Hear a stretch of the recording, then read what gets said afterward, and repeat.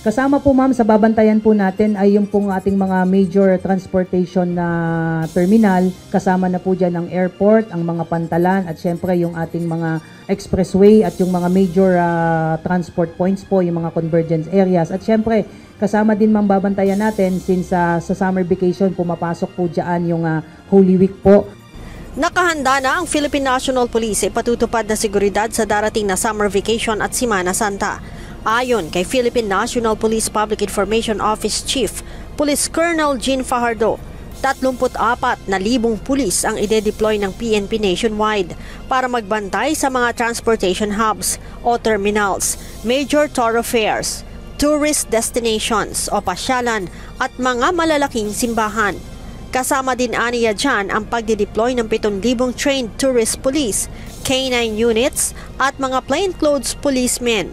However, this will be adjusted depending on the peace and order environment doon po sa kanya-kanya pong lugar. Yung ating pong mga police regional director po are given wide discretion to adjust their security deployment depending on the security environment po in their respective AOR po. Noong nakaraang bakasyon, tumaas ang kaso ng theft at robbery base sa datos ng PNP.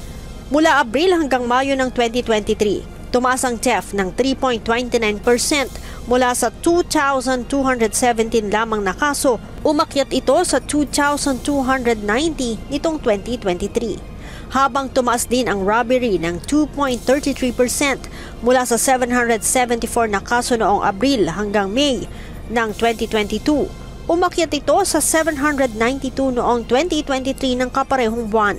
Kaugnay nito, pinag-iingat ng PNP ang publiko na magtutungo sa mga tourist destination ngayong bakasyon.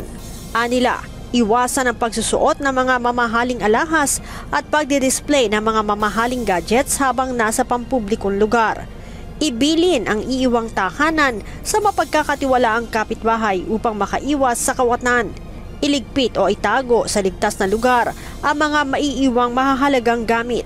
Siguruhin din na walang maiiwan na nakabukas na kandila o nakaplug na mga appliances. Tiyakin din na naisarang mabuti ang mga gripo dahil maaari rin itong pagmula ng insidente.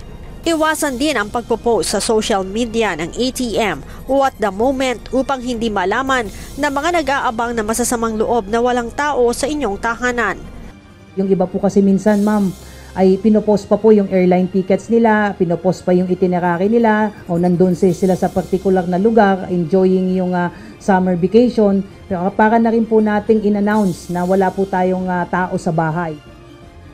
Bukod sa mga paalalang ito, pinag-iingat din ng PNP ang mga kababaihan na magtutungo sa mga pagtitipon o sa mga parties na huwag tumanggap ng mga pagkain sa mga hindi kakilala upang hindi mabiktima na mga sindikato ng iligal na droga o sa mga taong nais na manamantala. Leia Ilagan, UNTV, News and Rescue. Diyos ang aming sandigan, serbisyo publiko ang aming pinahahalagahan.